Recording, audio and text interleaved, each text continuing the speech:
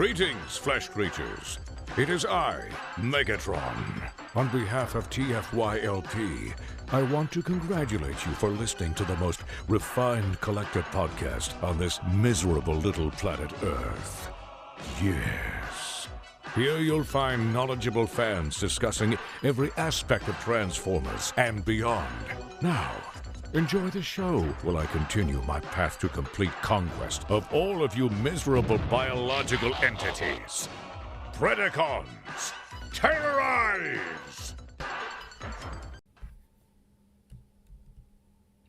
Hi, welcome to TFYLP, episode 586. We're live tonight. It is Tuesday, July 2nd. Apparently we're late. I also want to mention that I really appreciate Phil throwing out in the comments about us being late, since Phil was one of the people that was late to join the call. I was the least late person, though. You were the least late person, so we'll give you that. So you can even argue I was early because I said I was going to be 10 minutes late, and I was only 2 minutes late.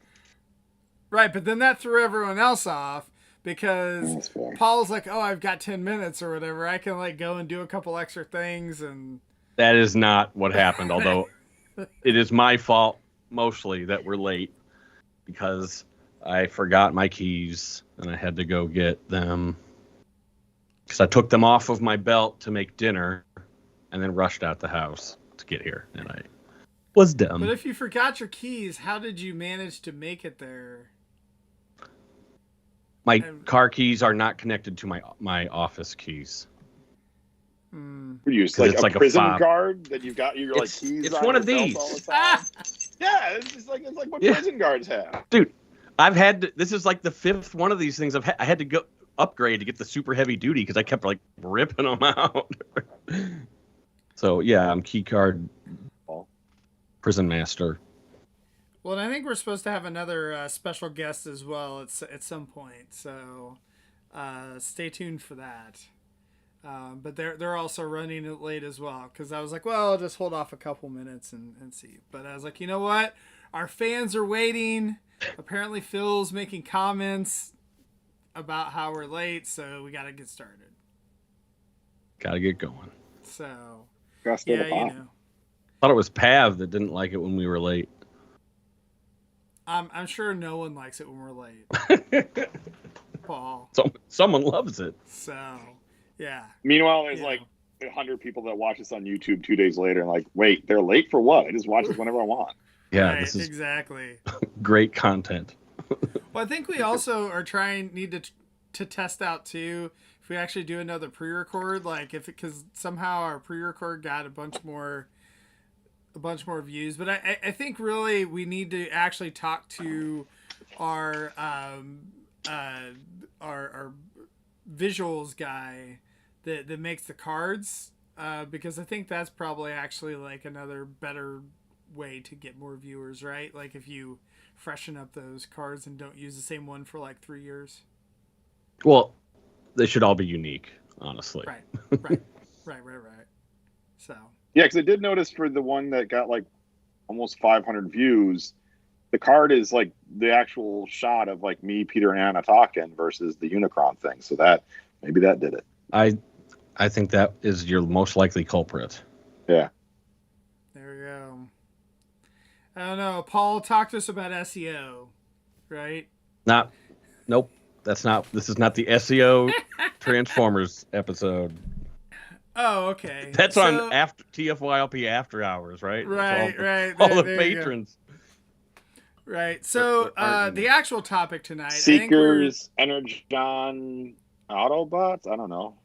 Is that SEO? What does that have to do with Transformers? Next. Okay. All right. So anyway, tonight's actual topic, we had a couple. We're splitting the topics up a little bit.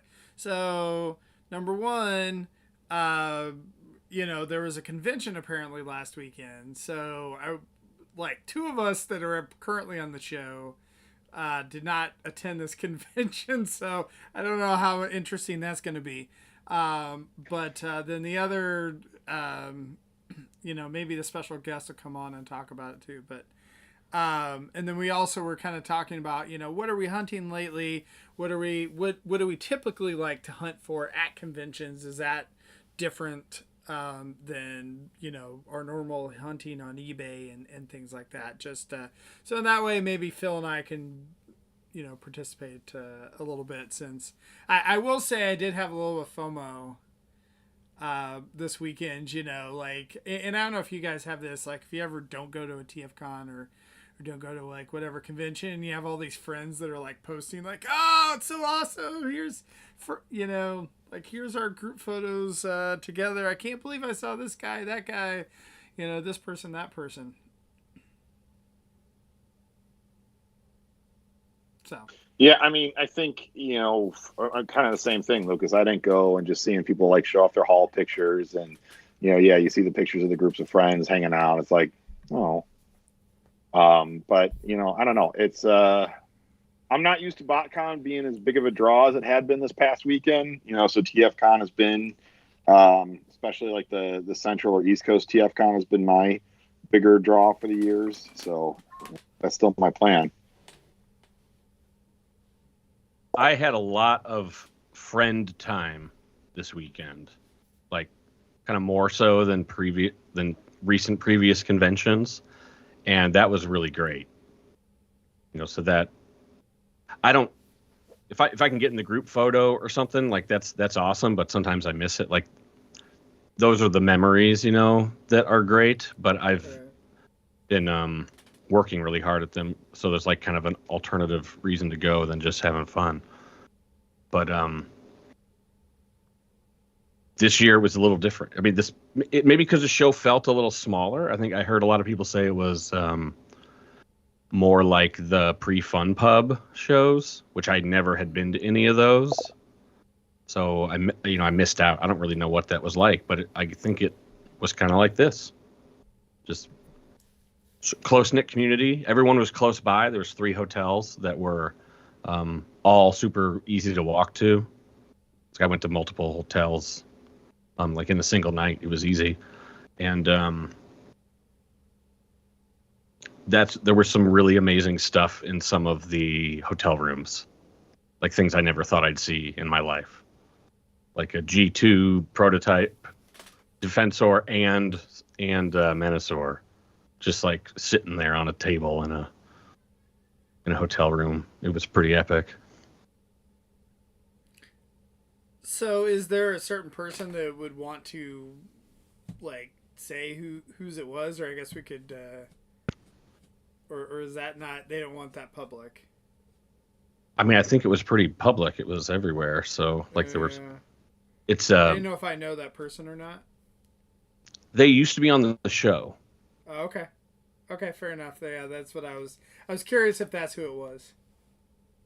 Yeah. I mean, I guess I don't know the answer to that. I think the person, I think everyone knows who it was. Like we're not trying to hide who it was. We're just like, not sure if we should say. So. yeah. Okay. Well, that's pretty cool. So yeah, no, I mean, was there a lot of BotCon veterans? Like, I feel like in the photos, I saw a lot of people that were BotCon veterans. So.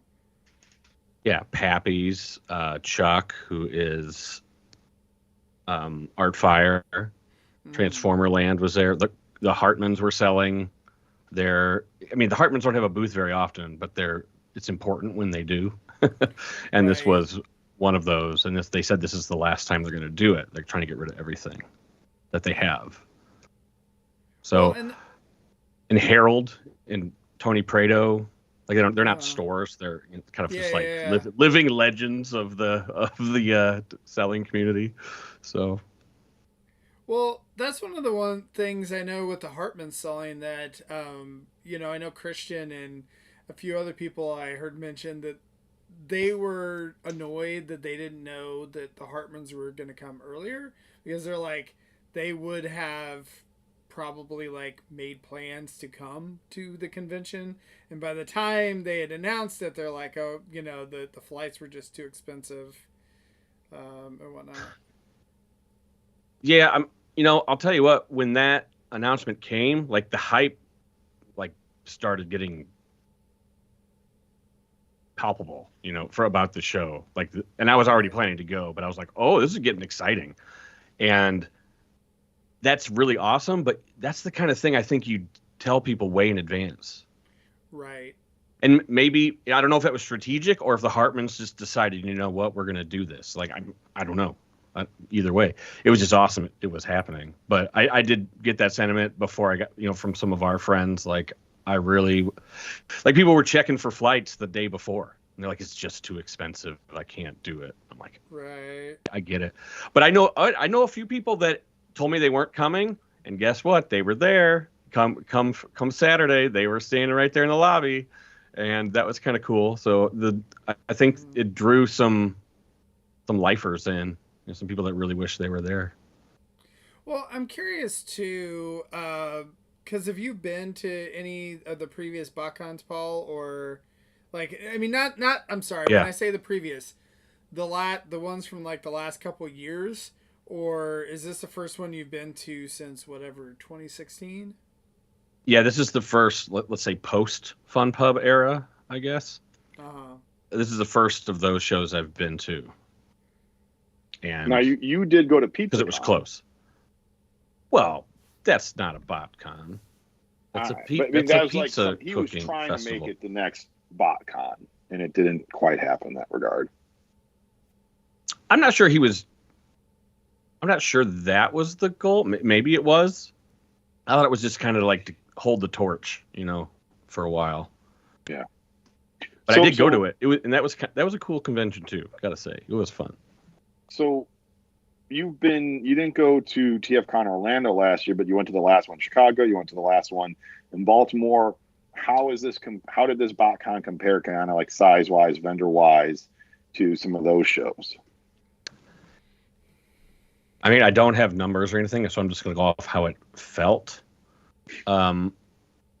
If and full disclosure, I'm a seller, so I have a booth and I sell things out of the booth, like a store. The first day felt kind of slow, but it wasn't bad. And I was like, hey, for the Friday, this is awesome. And I think Saturday is going to be way bigger. So this is great. We were expecting a bunch of walk-ins, and I think there definitely were, but the second day was definitely a little slower. But they had a lot more panels. That's the thing, is a lot of people go to the convention to go see the panels. So they do their dealer room stuff the first day, and they're like, I'm going to spend my day in the panel room the next day. So I would say the foot traffic didn't feel like it made up for that switch, but it's Fort Wayne, Indiana. There was some kitsch for being there. I mean, it's central. It's actually not a bad location, but it's hard to build in a big family vacation around that. It's you're just going for that thing. I don't know. Yeah. I don't know. Really I don't know the airport, dynamics of actually running a convention. So. Well, and I know obviously they're trying to build us back up. It's not the same as what it was with Fun Pub, and so and I think that there's probably a fair amount of people that have been going to TFCon for so long now that maybe some people made the switch, or certain people were always TFCon, and then certain people made the switch. I know for myself or whatever, I'm going to TFCon. I've went to almost all the the TFCon since 2016, and so, or at least the US ones, and so it's I don't know. I think that that's probably part of it. That they're just trying to build things back up from where they were before. Well, yeah. When you didn't have BotCon, where did you start going? Started going to TFCon, right? And there was a transitional period for sure, but it just fully switched over. Anyone that was going to BotCon went to TFCon at this point. Whereas when there were both of them, I don't think I even thought about going to TFCon, except the time it was in my hometown. I was like, oh, let's do this, yeah, and it was a ton of fun. It did feel a little different. I can't really explain the difference between the two shows. It'd be hard to make sense of it. But yeah, I mean, I think they're in a rebuilding phase for sure, and they always were going to be. But the 40th anniversary of the brand is a great time to have a show like this, and they got. I mean, they had an official exclusive. I mean, to me that was exciting when I found out that, even though it's through like a licensor, it's a good step in the right direction. I don't know. Let's see how many more steps they can take. Yeah, it definitely seems like they're putting in a ton of effort to this. They're not trying to just use the name and rest on it and just, assume people will show up. I know the Agabus guys run it, and they're out of Wisconsin, so you see them at DairyCon. I've seen them at other shows, like toy shows around the area, and they're like, they are boots on the ground marketing for Botcon and putting in a lot of hard work for it. So I definitely give them a lot of kudos and credit.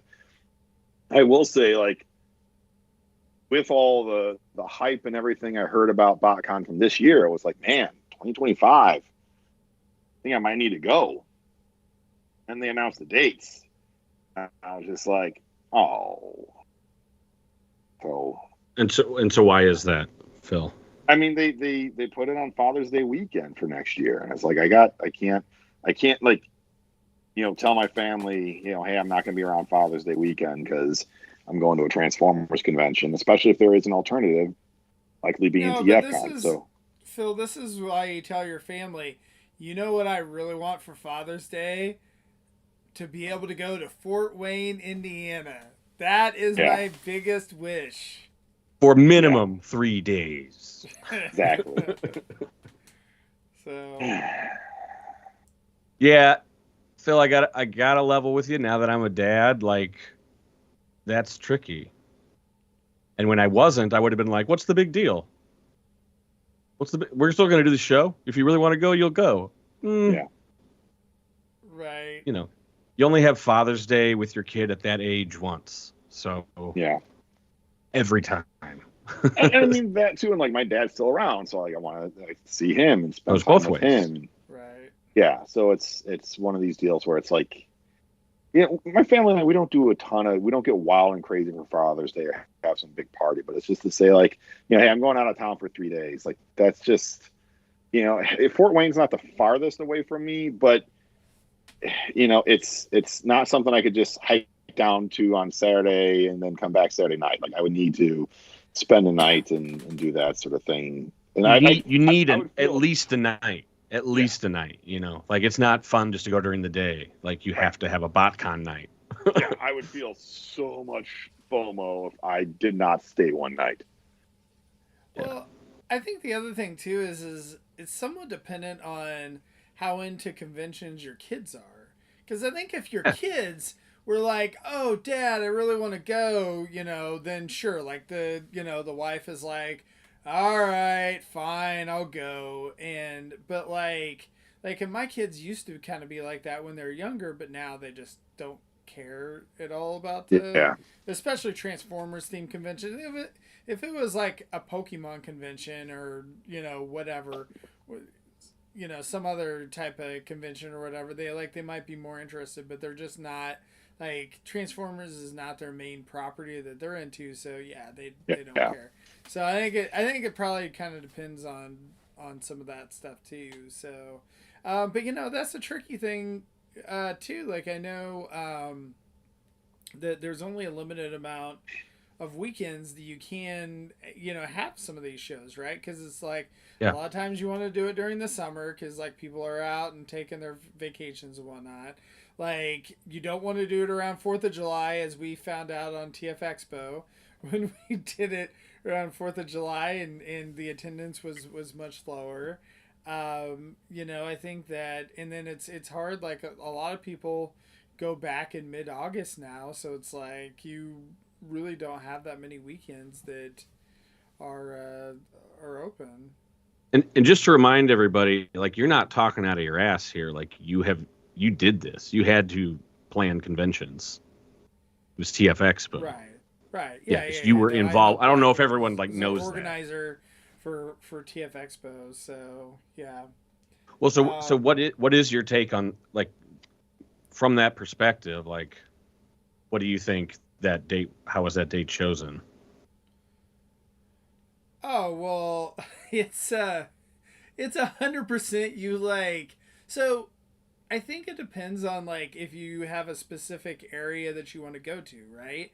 So like if you're trying to plan out like, and again, like I have no insight into how TFCon is like planning the like where they have their stuff at, right? Like I don't know if there's like if they set the city first or if they get dates first and then set the city. But it's like it's 100% there's like a negotiation where you like place your bids to like different hotels in the area, or like if you might have like a certain one that you're like, oh, like I really want to do it, like, you know, this specific hotel I know like has the space, it has like whatever the setup that we're gonna want. So like, you know, I know that if I'm doing it in Fort Wayne, Indiana, that it has to be here, or maybe it's like one of two places or something like that. So and then it's like something where you submit you know, an RFP to the hotels and like see what dates they have open. But like again, like I mean, it's not like it's like the hotels. It's just like, oh, we happen to have, you know, all these open dates, right? Like I mean, you have to deal with like business conventions. You have to deal with like all these other, you know, you might have other fan conventions. You might have like a hair show or something like that where they're selling beauty products, or they might be selling God knows what else, like, you know, right? So you have to deal with kind of all that to find the open date. And I mean, there could potentially be certain dates where the hotel's really trying to push you, where you're like, if you do it the next weekend, it's going to be twice the amount of money as if you do it the weekend before. So some A lot of moving pieces. There's so many moving pieces like with the stuff, and it like I'm sure it gets even more complex if you're considering doing it in multiple cities as well. But like again, the logistics of all of that stuff is incredibly difficult because like you have to have people like in that city to help with like pre-planning and stuff. Like it's really hard like to do a convention in a city that the organizers don't live in. So. Yeah, that would be. Yeah. Does not sound fun. Lucas, to your point about there could be like a hair convention. The thing that cracks me up every year with DairyCon is that like not in the same convention space, but like it's like a convention space that shares the same parking lot as the DairyCon convention space is a gun show. So you have like dudes walking around in like Transformers t-shirts, and they're walking around with like the toys they just bought. And then you got dudes with like AR-15s walking around the parking lot and like "Don't Tread on Me" t-shirts. And it's like, this is a weird mixture. Yeah, and someone flashes some on Megatron, and all hell breaks loose. Yeah.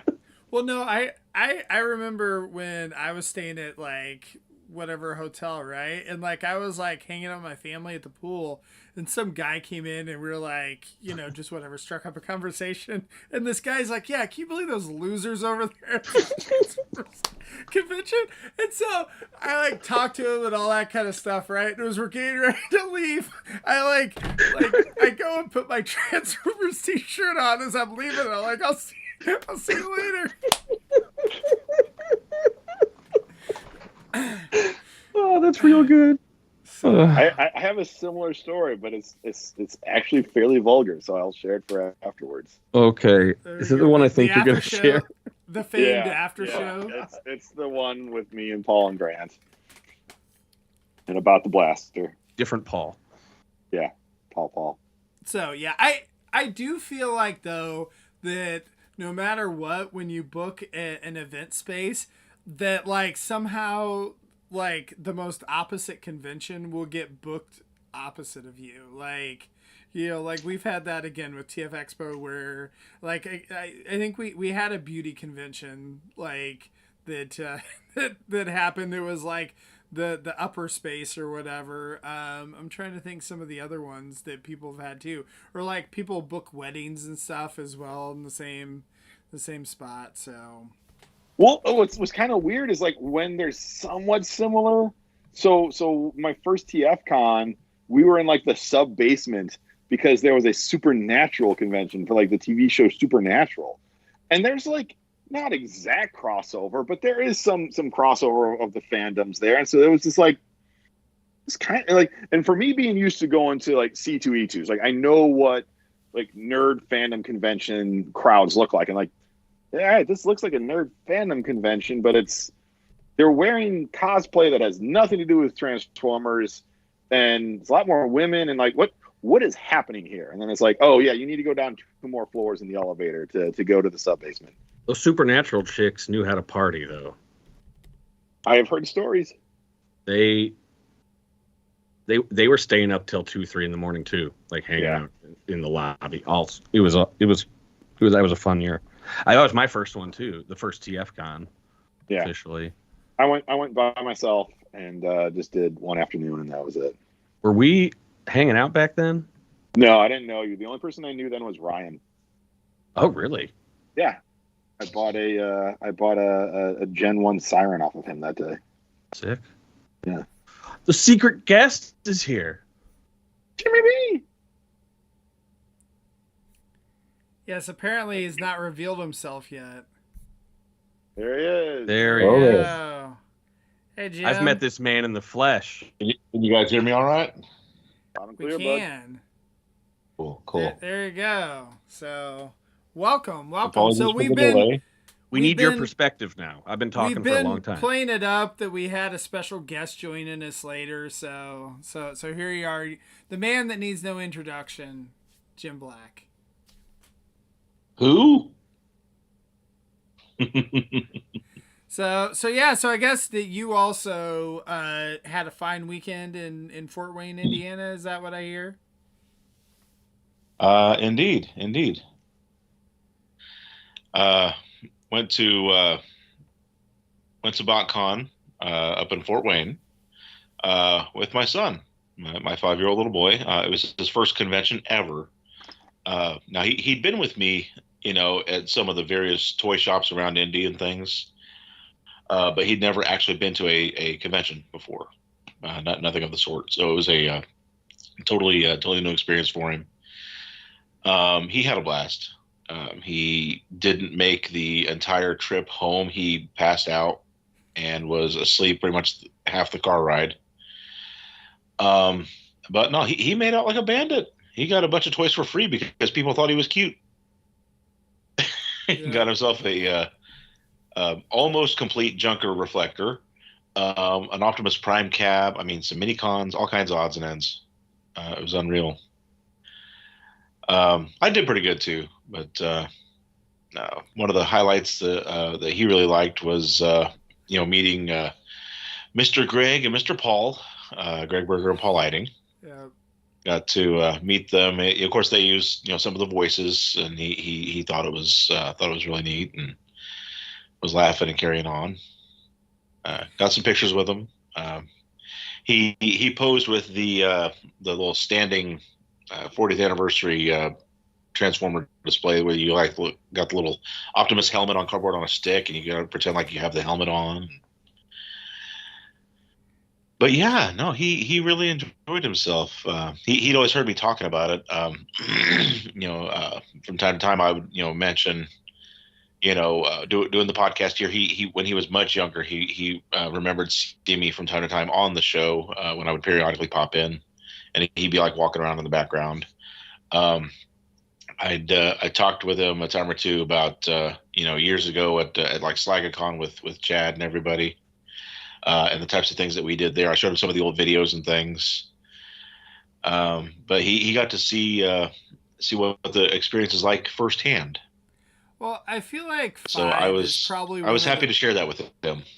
I was gonna say, I feel like 5 is almost like the perfect age to go to your first convention. Like, I can't even imagine what it would feel like doing that. Just like having no idea and walking into a dealer's room and just being like, oh my gosh, like there's more toys than I've ever seen in my life. Like, what is going on, and then to be able to go up to these people that you've heard in the cartoons and to actually hear their voices like in real life. Like, I mean, that just must be just, completely crazy.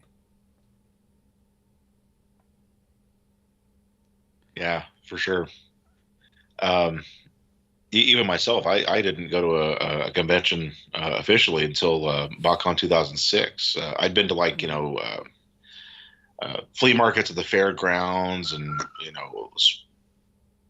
know thrift stores, things like that growing up, but never a convention. And then but here comes BotCon '06. I stand in line, everybody else wait for admission tickets, and walk on in. First place we go is the dealer room. And what do I see there? A massive room full of toys. I'm making a beeline for the closest booth, which that year, right by the door, was Brett Level, Megamus. He had his set up right there. His bins of parts and pieces and accessories and everything else. So I'm rummaging through for, I don't know how many hours I must have been there, killing my knees, and lose track of time and miss my chance to meet Peter Cullen that year. So I didn't ultimately have another chance to meet him and get his autograph for another 17 years until just this past October at GalaxyCon in Columbus. So I can just imagine what a same experience must have been for him and his perspective without having grown up with as much of a exposure to the brand as I had. So I know, Paul had kind of talked a little bit about his thoughts on BotCon and how they kind of had compared to some of the other ones that he's been to. But like, from your perspective, how was it for you as an attendee and with your kid compared to some of the ones in the past? Like, was it similar to some of the old ones? Are they doing things kind of differently now?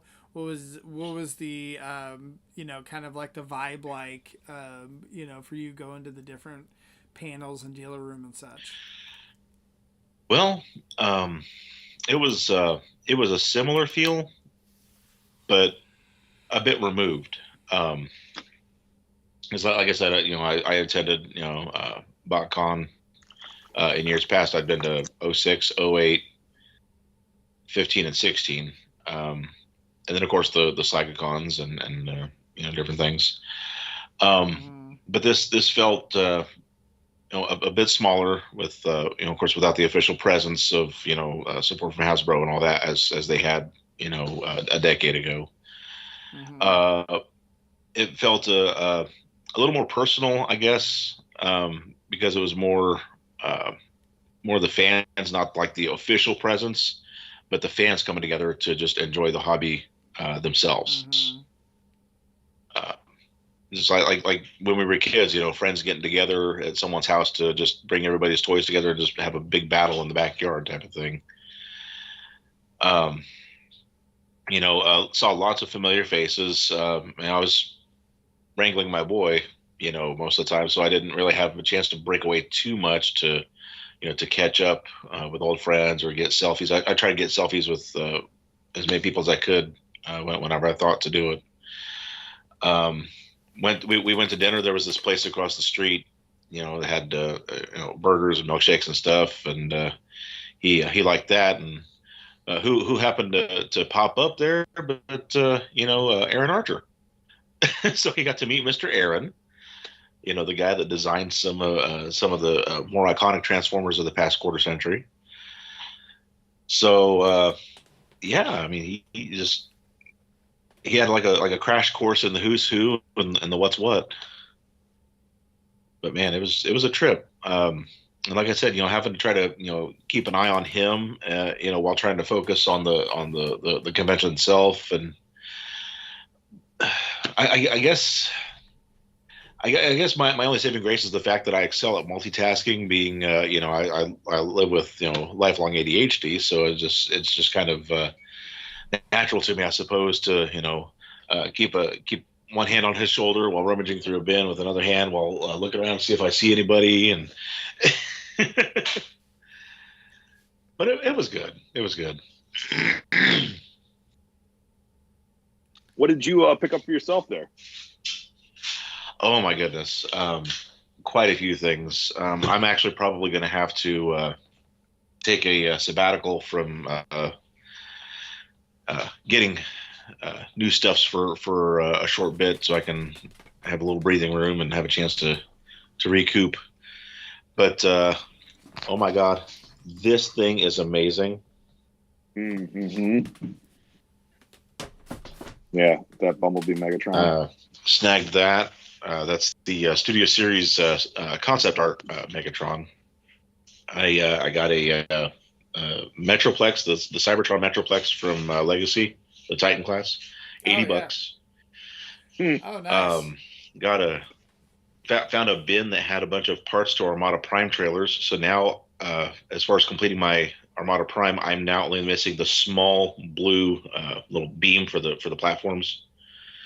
And while rummaging, my boy decided, hey, I want to build one too.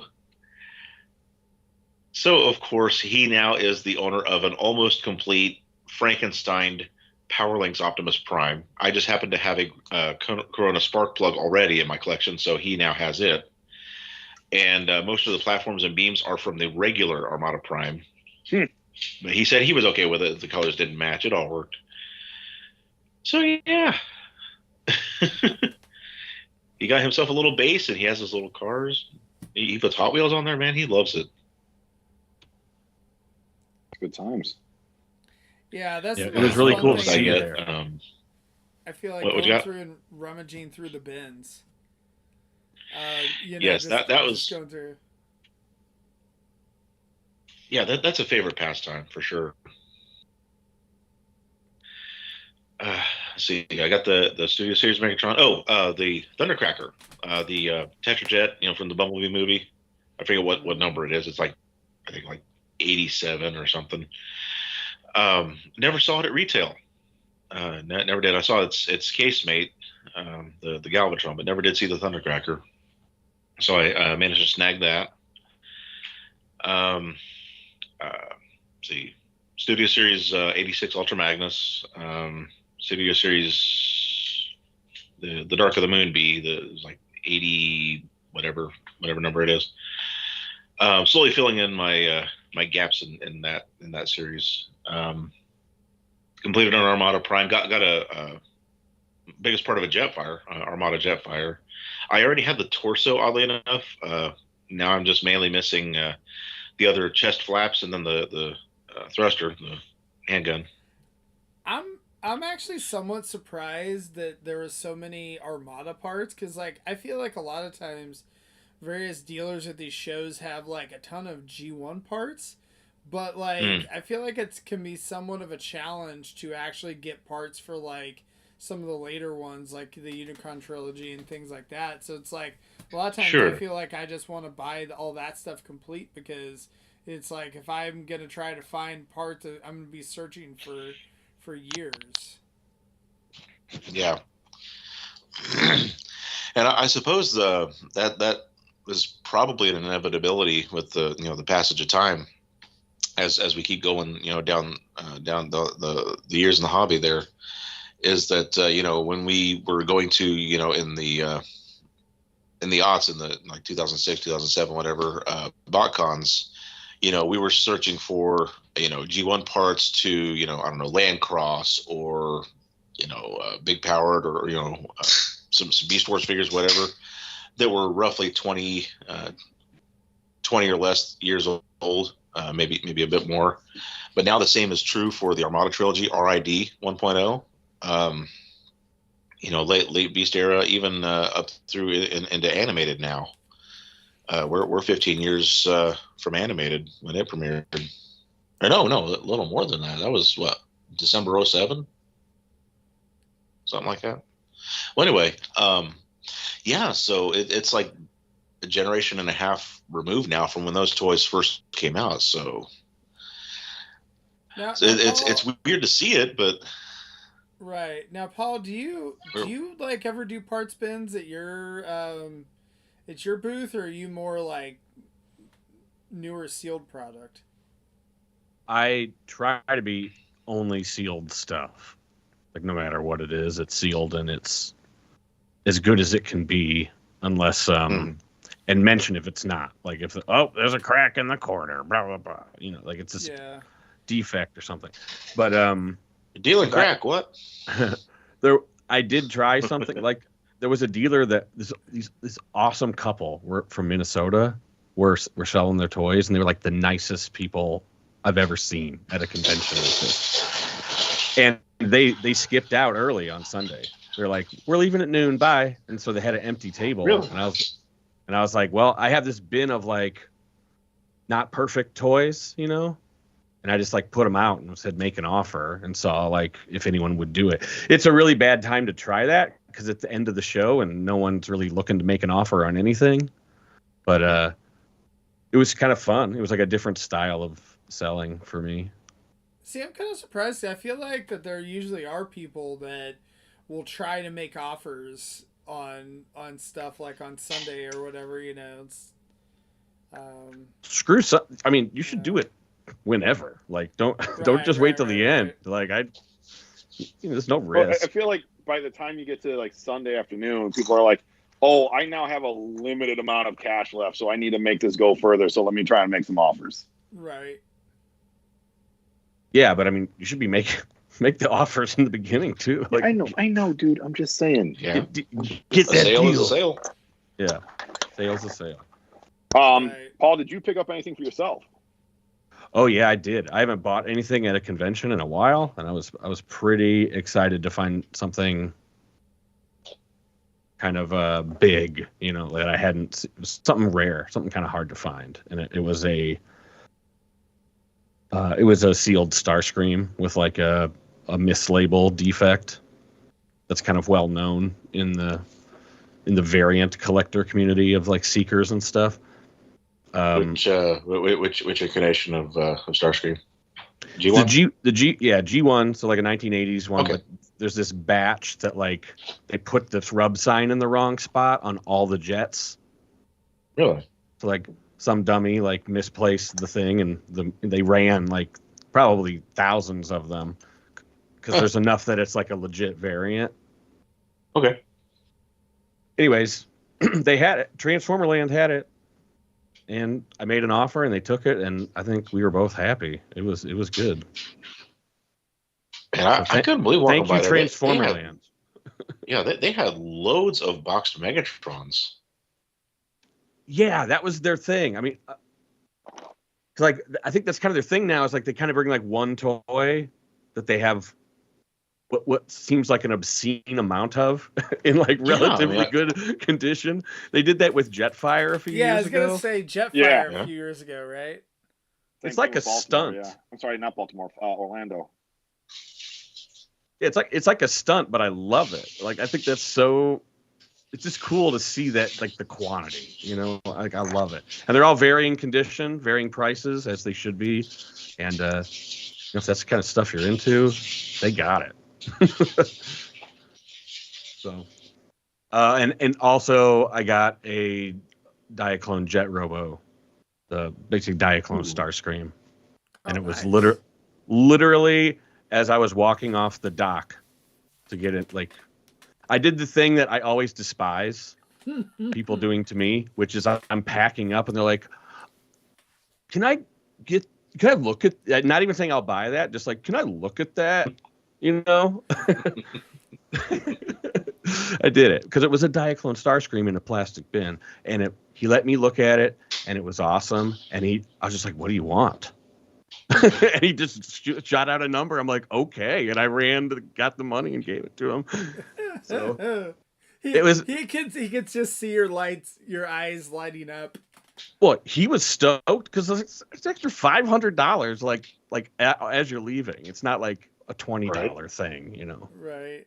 It was worth it to crack the bin for me, for sure. But that was really fun. I don't go shopping at these things hardly anymore, and I kind of miss that. It's exciting to find a hard to find thing. You know, that's the rush of the thrill of the hunt, as they say. Right. Indeed. Well, and that's the thing I think is interesting now. Like you had mentioned before about the Hartmans selling off like the last of their stuff, right?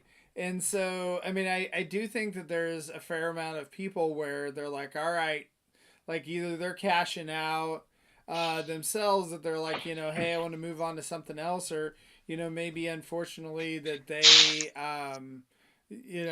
may uh, pass away themselves and whatnot. So like I feel like there's some crazy stuff that kind of hits now where you're just like, oh man, where the heck do you even get that from?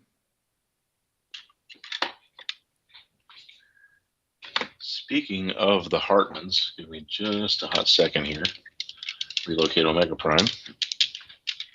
I was just to answer your question, Lucas. I was going to say some people just move on. It's in a certain part of your life. This is a ton of fun, and it's always a ton of fun. But like family, like time changes things. Right. And it was kind of appropriate, I guess, timing wise for them just to do it. We were back. It's an anniversary being in Fort Wayne, and it was the 30th anniversary. So Jim, is that what do we got there? Yeah. Well, and I posted about this the other day. But this is a sealed Botcon 2002 Wrecker Cyclonus. This is using the Ultra Beast Machines Jetstorm mold. And it formerly belonged to Mr. Glenn Hallett, former Botcon organizer from years past. One of the 3 H's. He was selling off some various figures a couple years ago, and I managed to snag that from him. And before shipping, I asked him, would you mind autographing? He said, sure. And then this year, I had the opportunity to have John and Carl Hartman, the other 2 H's of 3H, add their autograph to it now. So it is an endeavor, I suppose, about 22 years in the making. Oh, I also added Paul Eiding's signature to my VHS tape, by the way. I didn't take pictures of that yet. But no, I posted about this. I don't want to go on too long about it, but the long and short of it is I was, coming of age, graduated high school, relatively green as far as being a collector. I was maybe 2 or 3 years into actually being a collector as opposed to just being a kid that liked toys. And, I learned that BotCon existed, that Transformers conventions were a thing. And this is back when GeoCities web pages were still, in existence. This is a while ago. So me and a childhood buddy, we're both fans, collectors, and we decided, what, we're going to try to go. It was in Chicago that year, and I had been gifted for my birthday my first car. It was an '86 Dodge 600 convertible. Needed some work, but overall it was pretty solid. And I had a Rand McNally Road Atlas. I had, we were ready. I had all kinds of stuff, I was saving up. And then, as life often does in that phase of, emancipation and stability in life, things gradually fell apart, one little thing after the other. And ultimately, I was not able to make it. However, we did already pre-register. And the Cyclonus there was the pre-register attendee freebie. So had I been able to show up in person, I'd have received that. As such, all we received was the non-attendee package, which was like the lithograph, the lanyard and badge, the sucker. There was like a translucent sucker that had like a graphic of Optimus Prime on it. I do still have the sucker. It no longer resembles a sucker, but it is still sealed technically. But I've been kicking myself ever since then for missing out on that Cyclonus. And when I did have the opportunity to find one, and especially one from Glenn Hallett, I jumped at it. And now that I've got all 3 autographs, I guess you could say I've got a little bit of closure there and performed a hat trick at the same time. Nice. So I'm was pretty there proud a lot of that. Was there a lot of older BotCon stuff at this show? I didn't get too much of a chance to browse through what they had. I know they posted a lot of their items on social media. They're showing what they might have available at their booth. There was a silent auction sort of thing going on in a private Facebook group that was kind of put. I don't know where they got all the names. I don't know how I got asked to it, but I did. But the idea was to tell other Transformers fans, so that even if you weren't at BotCon, you could do sort of a claim sale thing. It was a bidding. It was like Facebook bidding. It's kind of clunky, but I mean it works. And they sold a lot of the rare stuff, like early prototype artwork. There were some painted prototypes of some toys by the Hartmans, like comic book pages, proofs, of stuff, like what kind of the artifact, Transformers artifact realm. You know what I mean? Not toys necessarily. I recall in their post seeing like Fractal and Pack Rat. Were those in fact the prototypes, or were those just a set that they had loose? Well, I mean, would you know? I would tell I wasn't really interested in a lot of this stuff, but I thought it was cool. But it's because I didn't go to the BotCons back then, and like these names of people didn't matter to me back then. Like I just didn't get it, And I get it now, but it's not like I have no memories of that. Yeah, so it nostalgia for that. Yeah, it just doesn't hit me like it, but I get why it does. Sure. So, I mean, it all sold. That's for varying price, super high. Some probably a good deal, but that was unique. That was the first time I've experienced that, like sort of a exclusive auction kind of run by the people at the convention. Which you trust that it's gonna all work out, right? Because there's a lot of the communities involved. Like if someone screws somebody, like doesn't pay or like steal someone's stuff, like everyone's gonna know. So nothing bad's gonna happen in that. It was pretty cool. And they also had that artifact thing. There was a bedroom set up. It was so strange. I think that was Pete Sinclair's. I mean, I think a lot of that was his. It was cool, but there was a kid sleeping in the bed the whole time. Like every time I walked by there, that kid was there. I thought he was going to be there for like 5 minutes as a joke. No, he was like the kid in the bedroom. He was. I'm not even sure whose kid it was. If it was his kid or who it was exactly, but. No, man, they had like an old like wood paneled CRT TV set. They had some of the G1 episodes playing. I forget which one it was when I walked by. Might have been like Carnage in C minor or something. But I mean, they had the lunch boxes, the bed sheets, the flamethrower, all the novelty. The Trailbreaker big wheel. Yeah. The artifacts. The bedroom was cute. Like I'm kind of poking fun at it, but it was kind of neat to behold. And then, then there was this. The first night you could like sort of look through this line of the artifacts, and everything was for sale. It was going to be sort of like the auction. It was a silent auction or something. Like I didn't participate again, so I don't know all the details.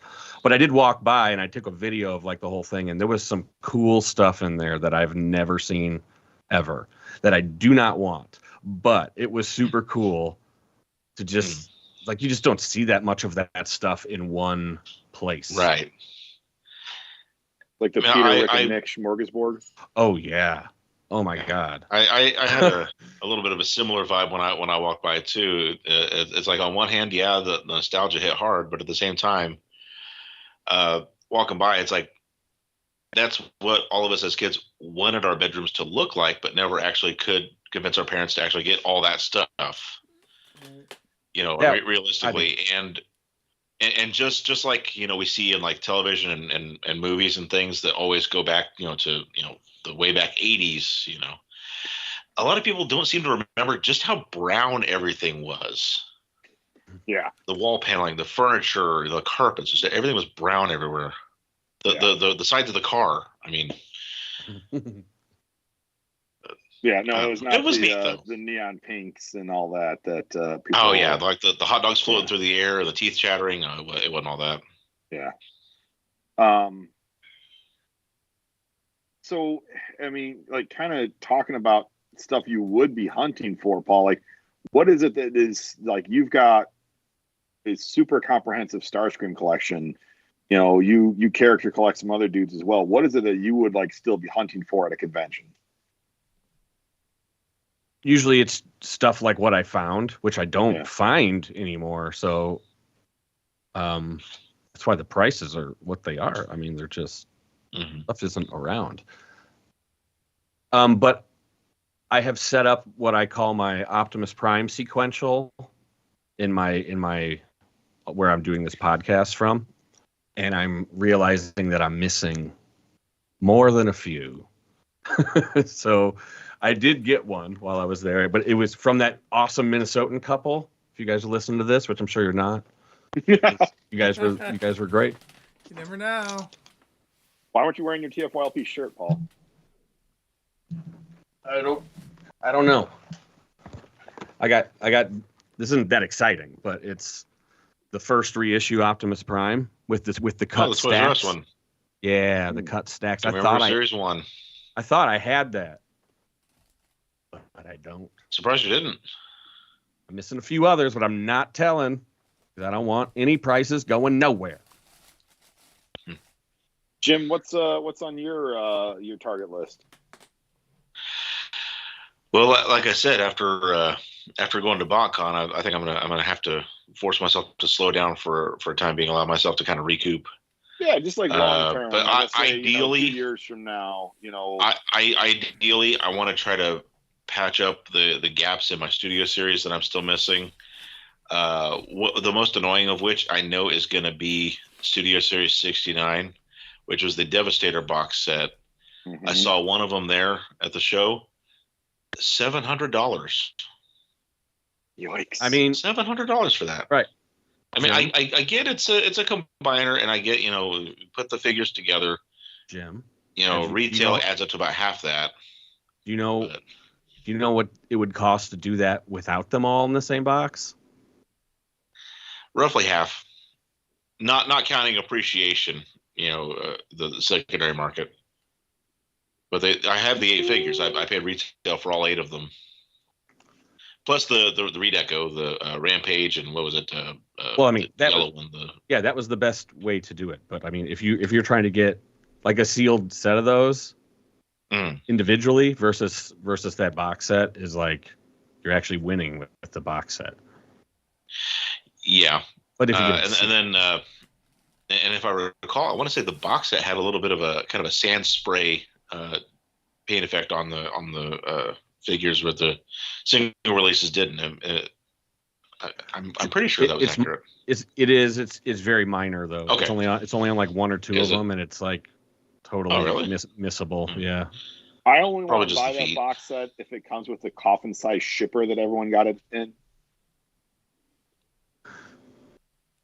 It's the biggest Transformers box I've ever seen. Yeah. Whoa! What about Unicron? It's longer than the Unicron box and taller. It's just a lot thinner, which is almost worse. So it doesn't have the girth. No, it's just long and skinny, and sometimes that's worse than a cube of the same space. I know, right? Lucas, what what's on your hit list? Okay, so first off, I want to say I don't think I should be telling you these things, because every time that I actually say something on my hard to get list or whatever, you guys find it for me. No, not you guys. Peter. Okay. Peter finds it.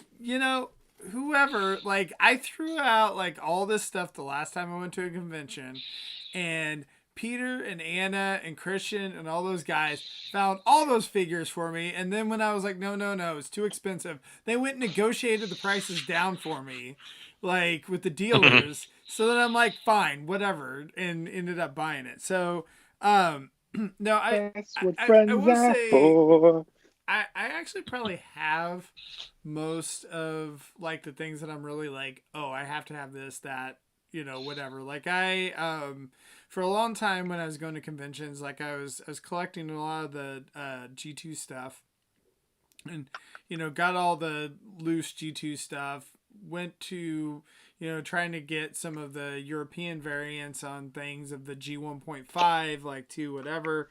Got a lot of those. So I feel like at this point, it's really more just like kind of like going around the convention and seeing what they have. Kind of going around and looking, seeing like, oh, do they have some Machine Robo stuff? Do they, maybe there's some GoBots that I don't have. Maybe some other Transformers. But I feel like it's more of a, like, I personally would rather just go without a list now and just see what cool stuff they have than to say, oh, it's like I want to get this, that, and whatever, because I feel like a lot of that stuff, it's hard to find that stuff, and like you said, Paul, like it's just really cool just to like see somebody's bin or whatever, and you're like, wait, you've got that? How much for that? So it is fun. Yeah, I thought this show was really fun. I had a great time. I mean, I pretty much always I find a way to have a good time. I mean, it's not hard, especially with you go a few years and you meet some people and they're awesome and you start getting used to seeing them. Like, right. I felt like I really knew a lot of people this year, and that was really inviting and fun, and that was the best part for sure. And I think the organizers did a really good job. Like, I haven't gotten through a check-in registration or whatever that quickly before. Like, it's just, oh, you're who you say you are? Okay, great, cool. Here's where you go, bang. And it was like really, really swift. And they did a really good job of put the voice actors outside of the room, like in the lobby. So they had like special visibility and kind of treatment, and they weren't like, it wasn't overbearing out there, like it can get in the dealer room. And the guests looked super happy to me. They were interacting with the fans. Like that's a big part of the convention that I don't really participate in much, but I know a lot of people do, and it's just cool to see people interacting with everyone. Very cool. Well, speaking of like some convention exclusives, I know some of the Hasbro convention stuff got, I guess, announced. I know that they have a Megatron Optimus 2-pack, right? That like an IDW kind of thing. I'm curious, like, are you guys in on those, or are you think you're gonna pass on that? Wait, that got announced at BotCon? No. I'm just saying, like the week moving before. on. Got announced a couple days before publicly. The timing. A couple days ago. Sorry, I was transitioning to a slightly different topic. Okay. I did see those posted recently, and I was looking them over, and I kind of like it, but at the same time, I was also trying to look closer. It looks as though it shares an awful lot of tooling with I want to say the Orion packs. As far as actually, the Optimus, I like the legs and the panels on the feet and stuff. Which Orion packs? Because like I know that Orion packs was like a repaint of Hound, right? So is that the one we're talking about? The one that was the one for Transformers 1. No, this is from what I saw pictures today. This is a significant retool of the War for Cybertron Voyager scale Prime. Is that what it was? Yeah, it's got like the lower legs and the shins, and okay, I think that might be what I'm thinking of then. Yeah, but it's like what happened with Flame. Yeah. Okay. Where they took the studio, they're crossing the streams a little bit with the molds. But it's significantly taller than the War for Cybertron Prime. Yeah, it says it's the Gamer Edition Optimus Prime. I think is a retool of that. Is what they say on TFW. Okay. Yeah. Yeah, I think that's what I was thinking of then. But speaking of Flame, that's the isn't that the War for Cybertron Megatron mold? Yes. Okay. I mean, And what was the other dude in that pack? Is that? Oh, sorry. The yellow guy. What was the other dude in that 2-pack? Was that Emirate Zarin? Yeah, Emirate Zarin, and he is a retool of Reflector from the Earthrise, not Earthrise specifically, but the other War for Cybertron line. I have to know if they can build the camera. Probably not with the accessories, but yeah, because they give him like treads now, and yeah, he looks. I don't know. You might be able to finagle. I'm sure people will. Someone's going to do it. Finagle it. Yeah. Someone's going to make it happen. And Paul, or you if showed you can't... a poster today that is a San Diego Comic-Con poster that you think is, possibly a foreshadowing. It's possibly a 5-pack of Dinobots. That's what it looks like. It looks like artwork. That would make sense. Yeah, I mean, it's not a huge surprise, but maybe they'll make them super cool in some way. I don't know what that would be. Judging by the artwork, it seemed as though they were emphasizing the swords. So I'm thinking maybe it's a 5-pack that has like the guns and swords that the toys had in the 80s. And he has the crown. For all the Autobots, right? If we had our stuff together, like we'd be showing the audience this artwork that we're talking about. Oh yeah. No, instead, they have to imagine it. I only just did see it this afternoon. Why do you need to spoon feed our audience, Paul? Just let them use their brilliant minds. I would have a prediction that that's where we're going to get our red swoop if that is the case. Could you imagine if it's a G2 pack? And we get a dark blue or a turquoise Grimlock and green Slag. They were gray in the photo, so no. Yeah. But, and on the box art in G2, so you never know. That's right. I think it'd be funny if they did the set like Fans Project did, like a throne for Grimlock, right? Where you could like plug in all the swords into it. I think it'd be funny if Hasbro just took that and said, you know what, that is a cool idea. Let's go ahead and right. And it's just a repainted Deathsaurus throne. Right. Now these are for SDCC, right? The posters, San Diego. That's the expectation. We don't know. Okay. Yeah, it's just a key art poster. It doesn't say much. Right. Okay. Right. We're speculating. Could you imagine if they did do it as a G2 pack, but they just randomly swapped the colors? Like some of the sets would have the gray Dinobots, others would have the green and the red Slag and Snarl, and others would have the Slag and Snarl colors swapped. Jim, why would you wish that upon humanity? Why? You're going to kill Nick. Yeah, that sounds like a hellscape. Yeah, how many Dinobots have we got in the past decade? May as well.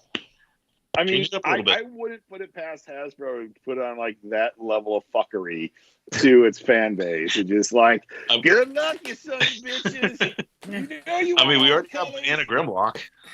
It's like the power of the Prime cards. The special chase variant over here too. One in 1,000. Yeah, no. The only and there's no way to identify which is which without opening the pack. Collector base is McFarlane. So McFarlane puts out like 20 variants of every figure they make. You know what this conversation is making me think that like Hasbro has to get back in the program, man. Like, what are they thinking? Now there's gonna be two huge Transformer conventions, and they're just like, oh, cool. They just get to do it. Yeah, let them do it. Like, they need to be involved in this stuff. Yeah. I think they laid that guy off, Paul. No, it's literally bad business. Like, I don't know what they're thinking. Right. I know what my thinking of what they're thinking is they have their PulseCon, their in-house PulseCon. They have San Diego Comic-Con, New York Comic-Con, New York Toy Fair. So why why do something like a BotCon or TFCon association? Well, my other question, because it brings the boys to the yard, man. Dude, That's why. that fan base, the people who are going to TFCon, BotCon, they're coming. They don't need, Hasbro doesn't need to do things for that fan base. Hasbro changes the game. Well, Hasbro changes the game, but these conventions need Hasbro far more than Hasbro needs them. I disagree. Well, Okay. one thing I'm thinking is, you know how in recent years they've almost transitioned away from being solely a toy and game company to being more a company that has these brands that they're using to build into other things. Like, take for instance, Power Rangers. You know, they own the brand. They did some toys for a few years, but now they're shoving the toy responsibility over to Playmates, and they own the property. They're also doing they're doing feature films. So like they got the G.I. Joe Transformer crossover is going to be called. They've got Transformers 1. So I'm thinking maybe they're just looking at the bigger picture, and the collectors are almost relegated to what we're getting now in PulseCon and in the live streams and things, because it almost feels as though it's transformed it, I guess, for lack of a better term, into something other than us. I think they still cater heavily to the fans. I mean, I just got sure, but in a different capacity. Yeah, but it's like that's just kind of where it's gone, and I think the combination of BotCon going away, COVID happening, and how they pivoted to these fan streams, like it's so much more controllable for them. And yes, absolutely. They do other conventions, like they'll go and do conventions in London and that sort of thing. But I mean, they're talking to really big audiences. Is it totally never going to happen? In my opinion, no. I could definitely see Hasbro partnering again, but I just think it's like for them, it's something where they they don't get as much out of it as the convention would get out of it. It's like a funnel, Phil. When they do that thing at the UK convention or this other convention, and it's a non like Transformer specific thing. That's a big funnel, and they're trying to filter out the Transformers people from the mass audience, and then those people, they should be able to get them to go to BotCon, and that's where they should have the more in-depth experience with their customer. I don't understand your funnel point. How many I'm not gonna have a freaking business lesson here. How many brands though run their own convention? Like I don't. You got Joe Fest. You got PowerCon. So you've got several of the '80s toy brands that have their own convention. I have to imagine Barbie's got its own. Right, but the bronies ride hard. Is like what I'm saying. Like that's where, or like whoever the company is. Like I feel like you may have some official representation from companies at these, and I guess Hasbro's missing it. At these shows, but I don't know. Like I'm not sure that they necessarily need us. I think like to Phil's point. Yeah, I mean, I think Mattel is involved in PowerCon, but He-Man, I think just in recent years has started to become more of a well-known brand again, just like in the toy show, in the toy aisles and that sort of thing. Like He-Man was, it was the same as like Mask there for a little bit, where you just had the dedicated fan base from the '80s. You didn't have much current fan base. So the new Netflix shows have helped with that. Yeah, I mean, absolutely. I feel like you have the reason you need the official product from the convention, like through Hasbro, is because you're getting input on what they want directly by the toys they're trying to make, like the convention's trying to make, and that is input you can't really get properly any other way. So I can see that. You can put a poll on the internet, but that's not the same thing as like Right. You know, people that are so interested in your brand that they're willing to run a big piece of it, you know, and they know what they want, for better, for worse. But, Right. I don't know, that's just my opinion. I hope they come back. I hope they get wise here and do that. Yeah. I'm not saying I agree. don't hope for that. Yeah. Go ahead, Lucas. No, I was just gonna say I agree. We agree with you. And that's for Yeah, I'm not saying BotCon needs Hasbro. I would appreciate if they did, but I think Hasbro needs that thing, you know, the reverse. So they should meet in the middle somewhere. Be great. I think you are putting too much emphasis on the idea that corporations care enough about their fan base. That's fair. You are correct, but it's not about that. It's that they need it, not that they care. Well, If they want to continue to thrive, if they want this thing to thrive, you know, like for the next 40 years.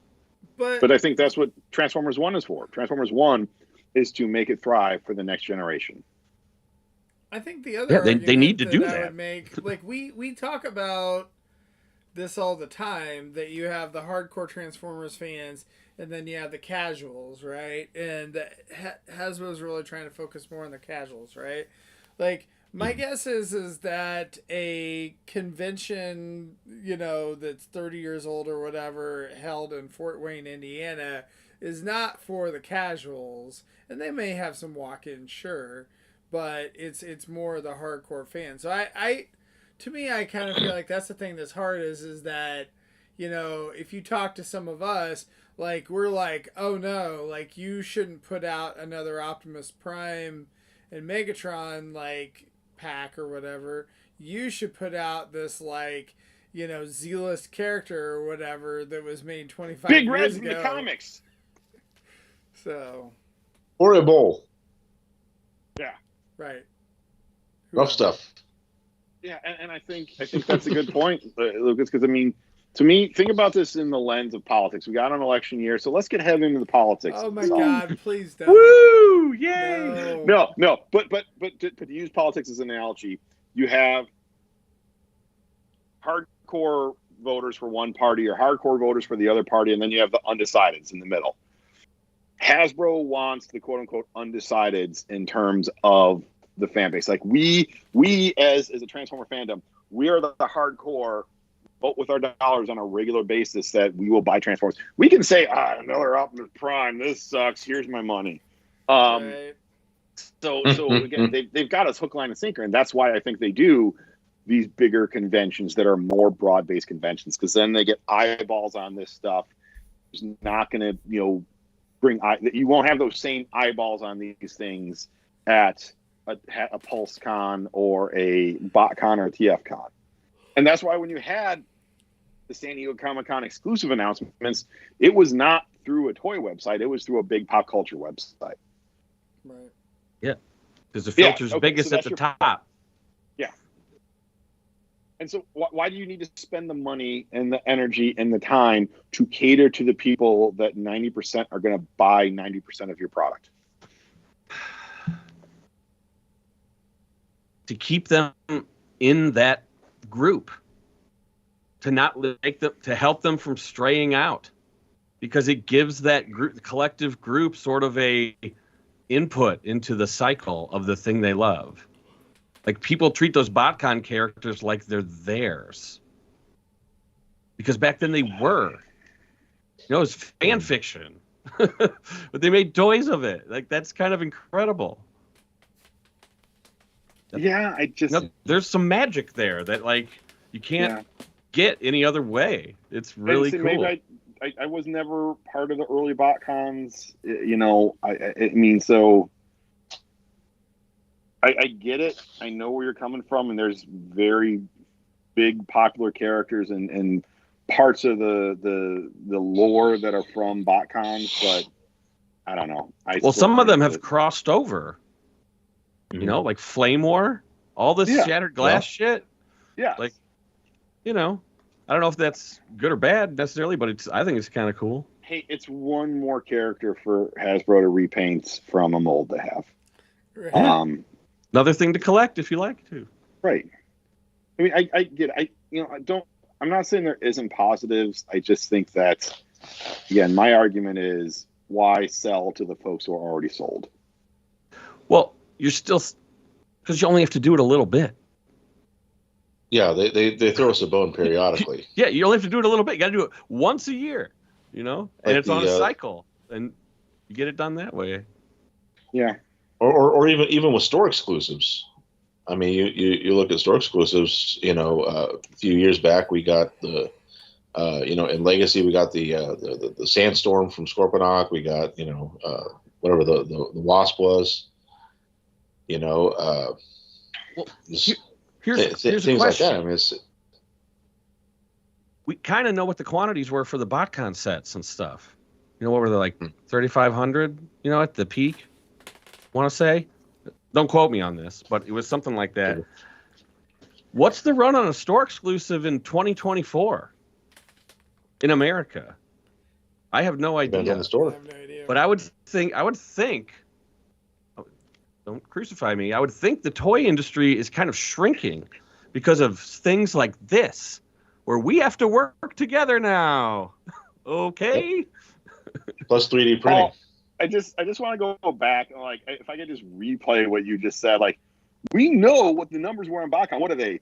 3,500? I'm not sure exactly. So you went from we know to we're not sure. And it's what do you think the numbers are on these? I don't know. It's you're talking with all this confidence and then saying at the same time, I don't know. I'm not. I know that the numbers are written. They are on the TF wiki. Okay, I don't know what the numbers exactly were. That was all I was clarifying. I just wonder, just if you shit. I know. I just had to clarify that. So, I guess does Target get 10, 20,000 of Target Optimus Prime, or do they get 5? Or I don't. It wouldn't be much different in putting BotCon in as an exclusive vendor cycle, and however they do it with all these other vendors. They got it kind of like clockwork, so just add a new one. Yeah, we talked about how Gen Selects basically feels like what convention exclusives were. Yeah, it certainly does. It certainly does. But it's still not the same as if, the fans are doing. We got some weird stuff like Thrustinator. Yeah. I don't know. Yeah. That was technically not a BotCon. That was a subscription service, but it was still FunPub. Well, yeah, it's not tied to a convention. Is the only difference. It's all the ingredients are the same there. Yeah. See, they were expanding that business back then. They were getting BotCon was getting it wasn't. It's once a year exclusive isn't enough. We need another venue for this, and the subscription service was born. It was growing, but for some reason, it didn't work out. I guess I don't know. Well, didn't I see recently?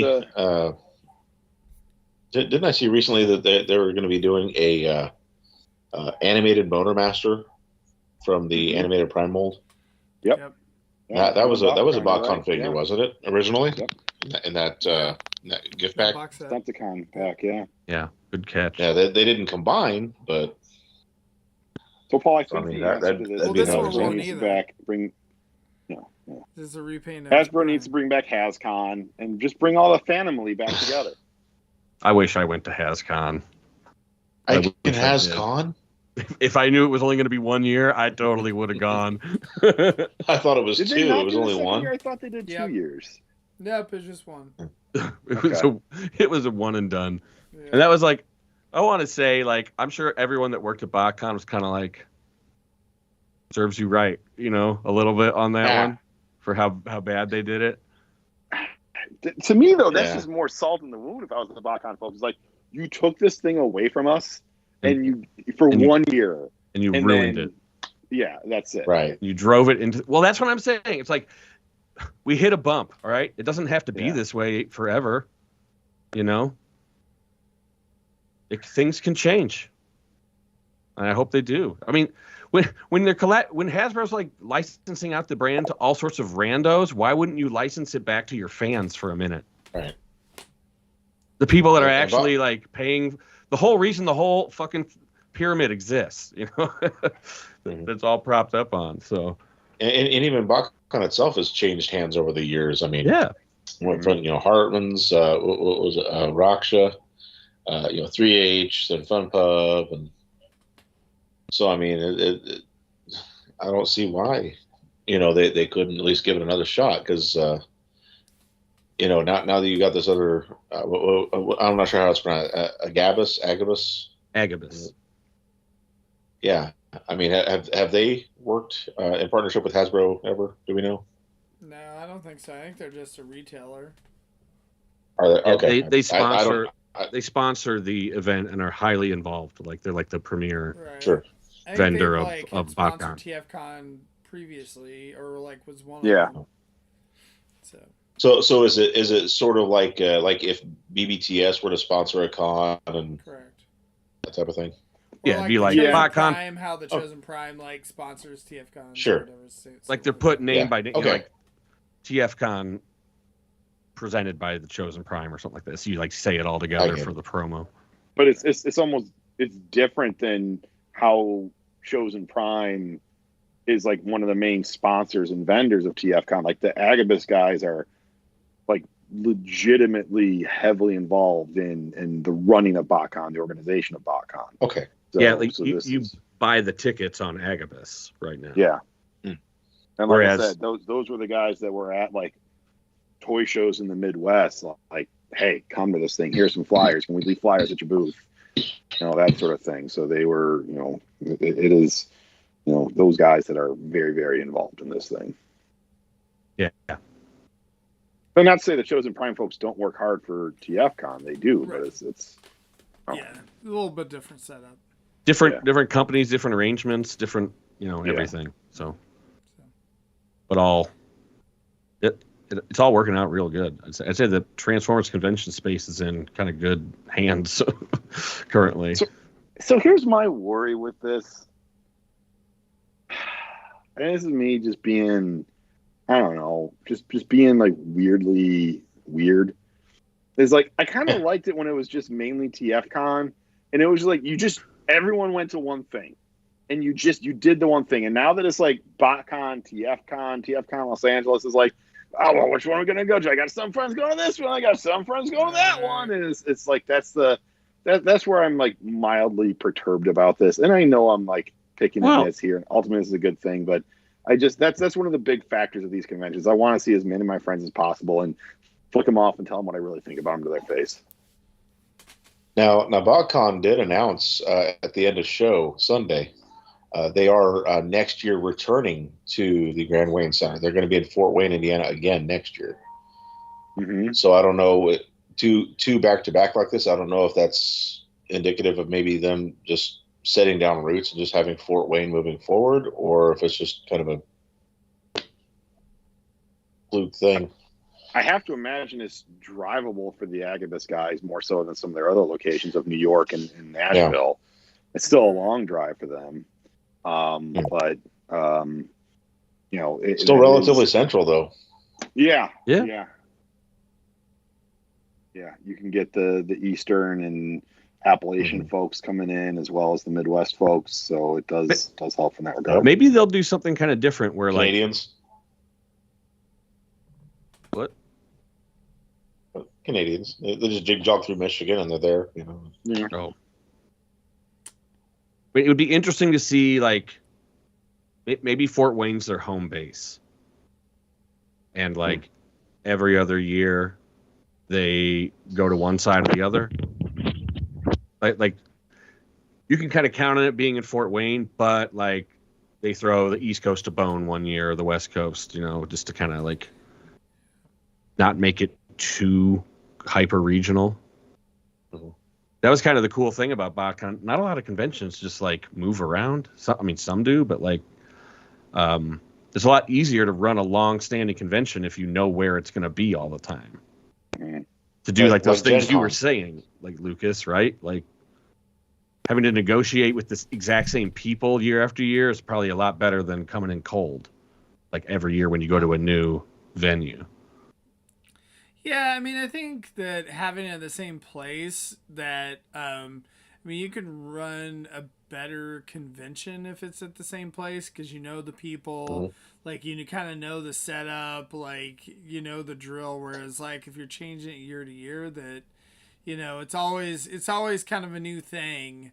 That first year and could be kind of tricky, but at the same time, if you have it at the same spot every year, that maybe your audience kind of goes, like I'll skip this year, I'll go next year, and so that's the thing that can be kind of hard too. And I think that's where sometimes it's good to move it around so that you get a different group of people. I don't really have an opinion on what they do because, like, this is one of the easiest shows I've vended at in a while because it was only like 4 hours away. So like I'm kind of like, hey, if it ain't broke, don't fix it. Because I'd be scared for them to be like, it's in Pasadena, kind of like it used to be. I'd be like, oh, I don't know if I'm gonna go. Like, it's a big commitment to go that far. Apparently, whether you're selling or just going. So Zoldron said that they need to throw the center of the country a bone because someone killed the only Transformers convention in the area.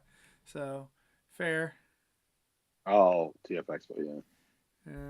Do you hear something like we're the center? And I wish I could have gone to TF Expo. Yeah. I tried. Yeah. Just what happened now? Enough, but that's okay. TF Expo went the way of the dodo bird.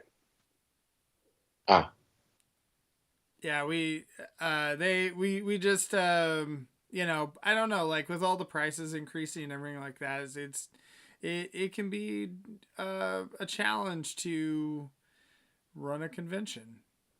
So. Sure. I guess I must have been out of the loop on that. Jim, how far is Indianapolis from Fort Wayne? Well, from my house, I live on the south end of Indy, roughly 130 minutes. Miles. Oh, okay. I just said how far. Yeah, and I guess yeah, you're right. So I did ask a distance question. As S equals DT. Yeah. So I guess my one thing would be, I mean, having a BotCon near a big airport would, I think, help it. Does Fort Wayne even have an airport? I'm assuming they don't. I would imagine they do. Probably a regional airport, but yeah, a city that size, I would imagine they probably do.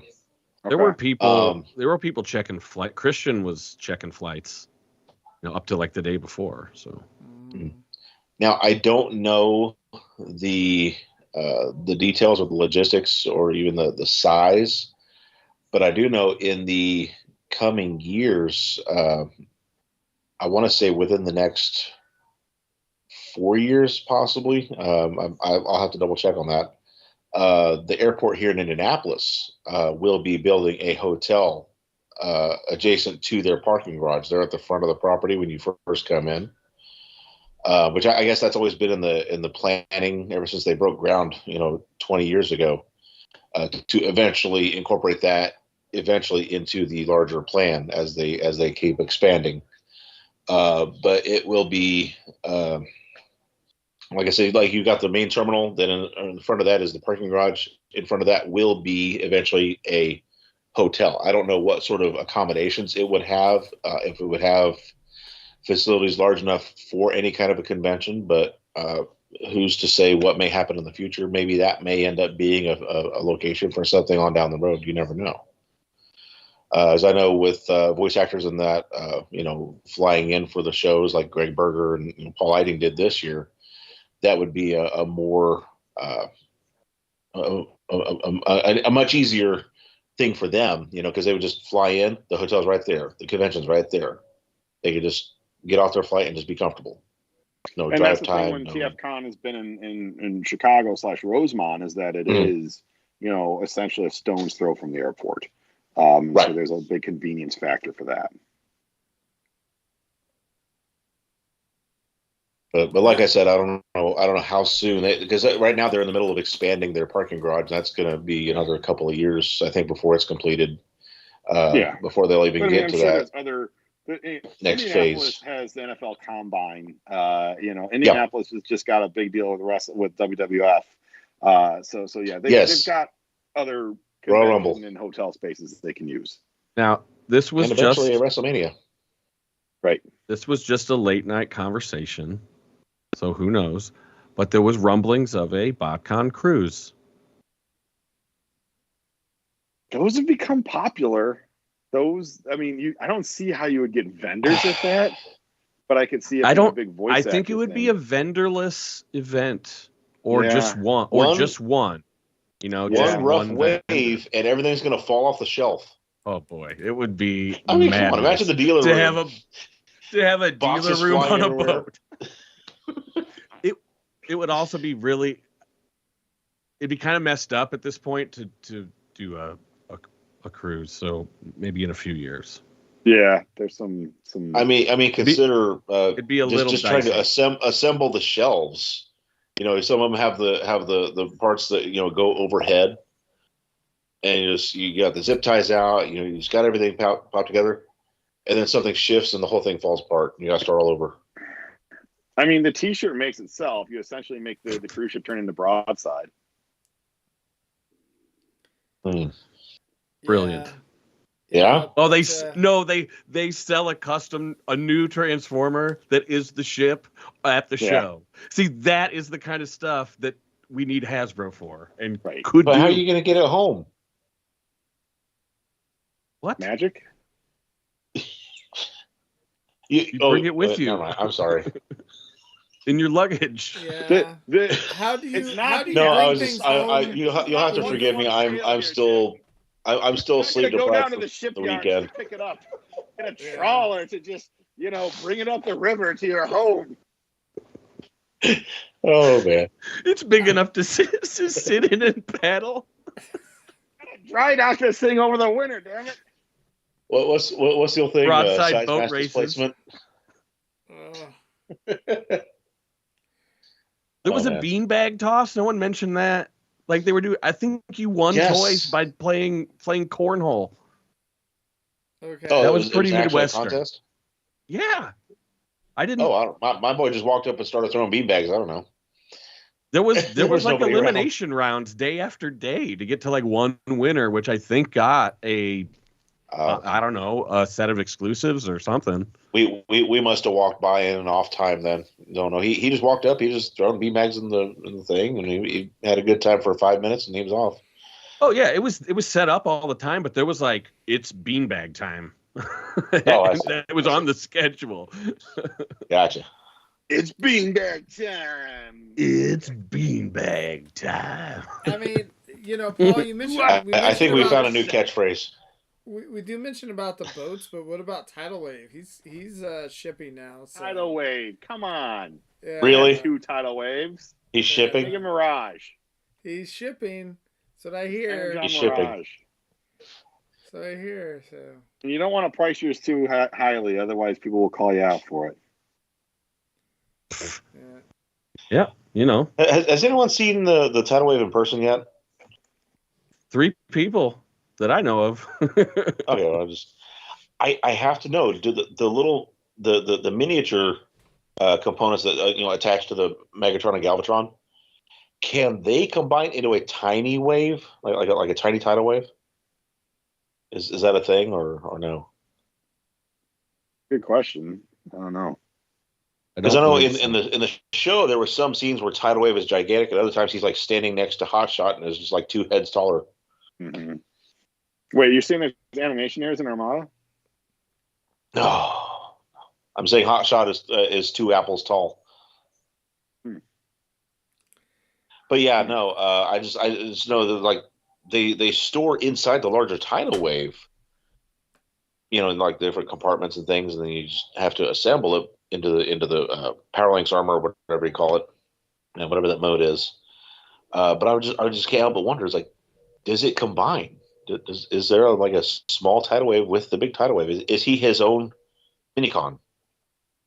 I don't believe so. I mean, I know it doesn't come with Ramjet, but I could see it for the I would ship love mode, that. just from the way I've seen it, but I don't think it would transform into a mini robot. Oh my God. You don't suppose they'll eventually segue into the Armada game for Studio Series, do you? That'd be funny. No idea. That's how we'll get the green redeco, and it'll be the Gamer Edition tidal wave. Right, or you'll get all like the non-transformers, like the quad cannon thing that you had to fight in the Arctic. Oh yeah, and all the drones. I would like that, yeah. actually. Yeah, I mean, hey, we did That get would be nice. an announcement today of a new Transformers console game, which I mean, it doesn't look bad. It just looks. What happened to Reactivate? I I saw that announcement too. I don't know. It sounds like Reactivate's on indefinite hiatus. Yeah. I mean, they have two packs that are out. Deactivate. Right.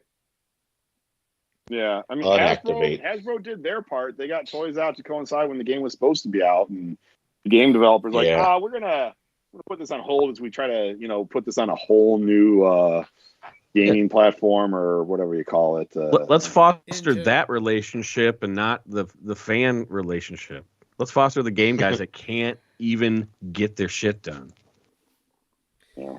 All right. Well, I know we've been going for a while, so do you guys have any final thoughts before we get out of here tonight?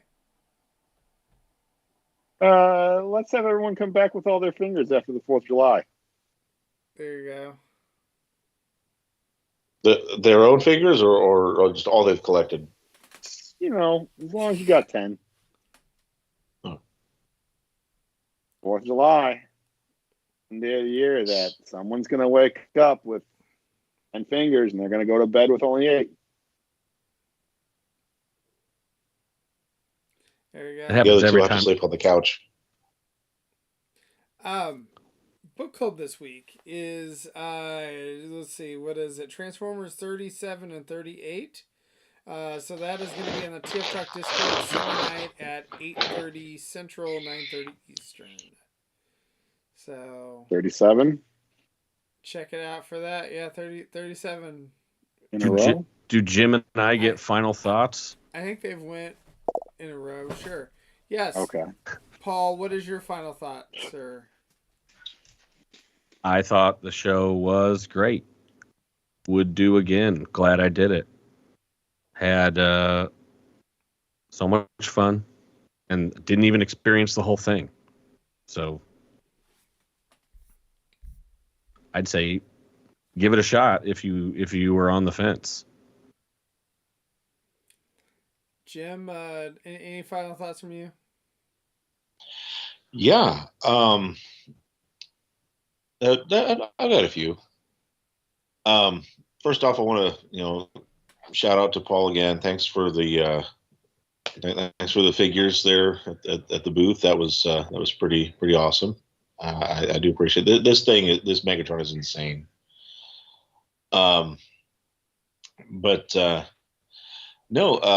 Beginning next week, beginning Monday, I will be on a new schedule at work there. So I will be returning to the morning shift. So as such, I will be home every evening as my boy prepares to enter kindergarten later this month. So I'll be home to help him with homework, dinner at the table, that sort of thing as he goes. Yeah, apparently July 31st. What?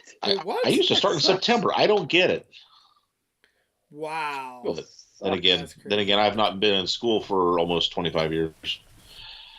But as such, I will be free evenings, like every evening. So I may be returning full time to the TFYLP cast actively.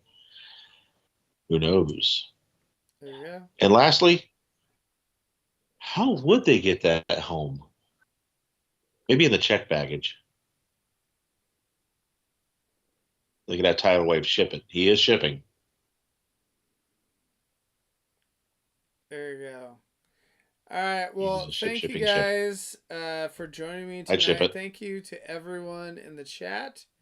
And we will see everybody next week. Thanks, everybody. Bye.